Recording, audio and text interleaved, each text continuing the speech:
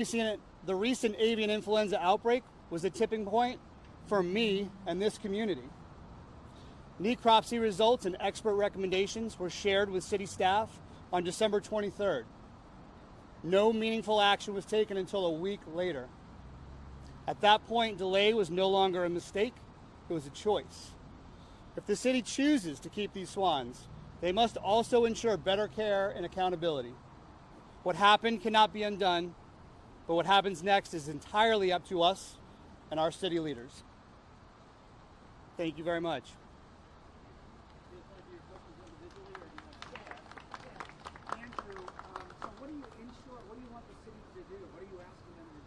We're looking for responsible stewardship for our swans and the birds of Lake Eola. It requires some very simple tasks: trash reduction, transparency on water quality, avian expertise on staff or regularly consulted, a waterfowl advisory board with members of different departments who are involved in the park, members of volunteers, an avian expert, a veterinarian.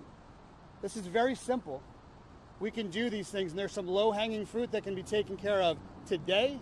We also know that there's earmarked $60 million for Lake Eola's master plan. Unfortunately, we've seen that continue to be delayed.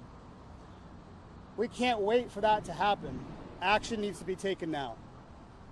Andrew, I remember seeing you have the swan roundup. What did you notice while you were there that day that you thought needed immediate action?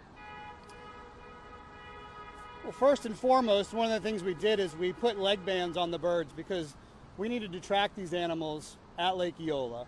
What we noticed is an ongoing or consistent issues with eye issues, so numerous eye issues, leg issues such as bumblefoot because of the environment there.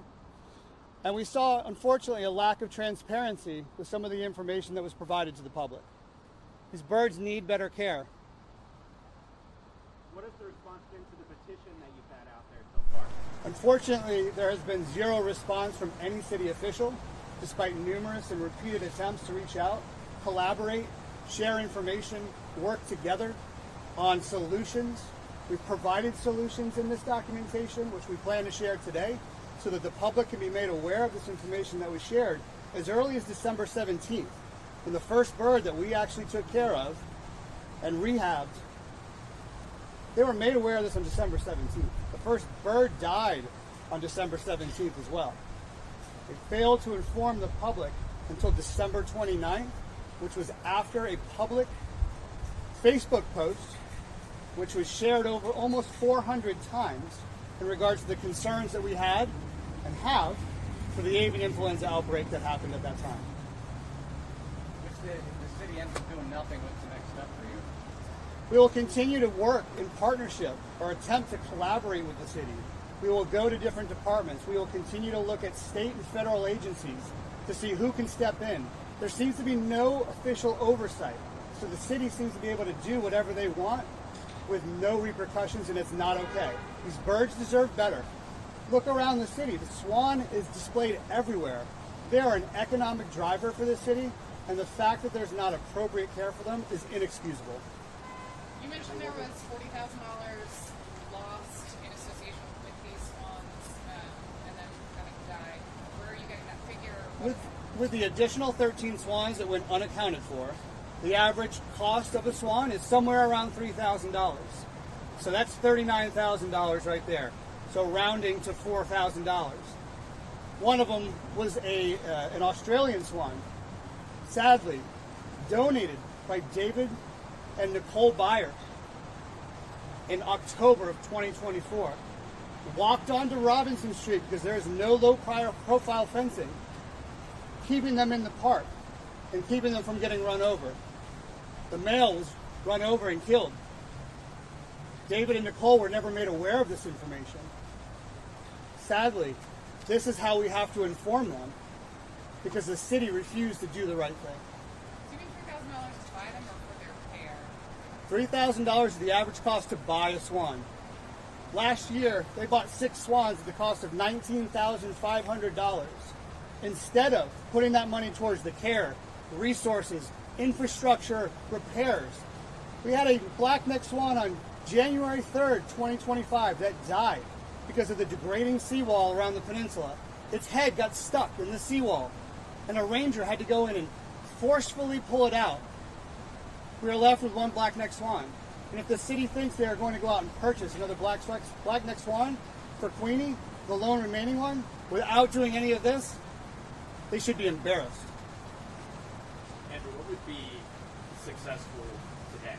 What, after you go in and speak, what do you want to hear? Today would be a response of thank you. Thank you for bringing this to our attention.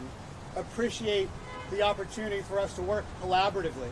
Here are some very specific steps that we are taking because of this information brought to our attention, versus broadly stating some general facts such as we are partnering with state agencies, FWC. There was some information that was shared in regards to from Lisa early in regards to SOPs. Unfortunately, they couldn't provide that information to us until weeks later. It had inaccuracies. This was supposed to have been in place on February 8th of 2022. And Procedure 3B stated for the person who finds a dead animal, this dead animal SOP, was to mark or notify the park ranger of the leg band and which leg that was on. Leg bands weren't instituted until November 22nd of 2025 during this year's roundup. Tell me how we have an SOP with information that wasn't even possible until this year. Can you talk a little bit about just the emotions you feel when you see sites like this with the swans? Obviously, the passing of the swans due to the avian influenza is incredibly sad. There's been a number of posts showing the passings of the swans. That's not what we're here today to talk about. We're talking about the everyday conditions that you see here today behind me. These were happening. This happens every day. You can go down there today and see it. There are emotions, certainly, that are involved with this, but this is about doing the right thing, and I want to be ultra clear. This is not a passion project. We are not animal activists.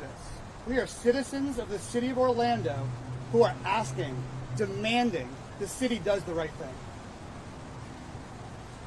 Do you have any issue with the wings being clipped? Is that an issue? It's a controversial topic, and thank you for bringing it up. Obviously, because swans are non-native, despite having been here for well over 100 years, it is a requirement by law to clip their wings and keep them in these sad and deplorable conditions. It can be potentially considered inhumane. You're taking away a natural capability of a bird, that's what they're supposed to do. It's concerning, but it is not what I'm here to talk about, because it has been done and it is required by law, and I can't change that.